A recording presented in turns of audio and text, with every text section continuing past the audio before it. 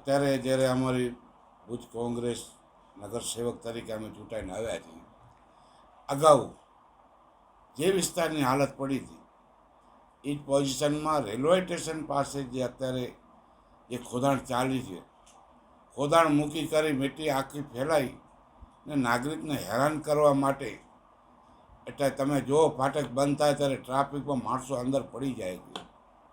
જ્યારે આ વસ્તુ કોઈ પણ એટલો સરકારમાં અધિકારી નીકળતા હશે તેટલો ખ્યાલ નહીં આવતો હોય, એવો તો વસ્તુ બનતી નથી. રેલવે સ્ટેશન છે, સ્વચ્છ ભારત આપણો વિસ્તાર છે, જ્યારે રણોત્સવ ત્યાંથી જતા હોય તો શું હાલત જોતા હશે.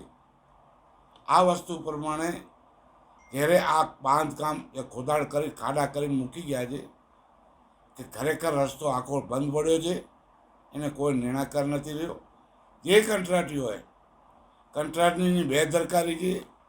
આવી રીતે પોતાની મરજીસર ખોદાઈ કરીને હાલ્યો જાય, બાજુમાં ધંધા કરી આજે મહિનો દિવસ જો પડ્યો છે, 1 મહિનો થયો આજે ખોદાણ કરીને મૂકી વયા ગયા છે.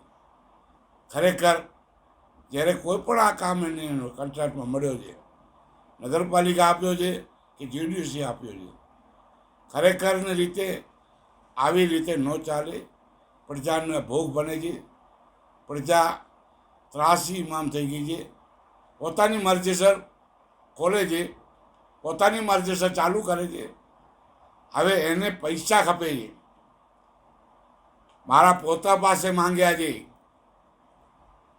એક વખત 1000 રૂપિયા દીધા હતા, એ કે દવા માટે જોઈ હતી, તમે આપ્યા હતા.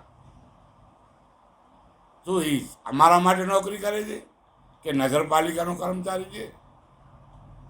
આ વસ્તુના પ્રમાણે જે વહેલી તકે લાઇટ, પાણી અને ગટર સમસ્યા ન થઈ તો આનો ઉગ્ર અલગ થશે.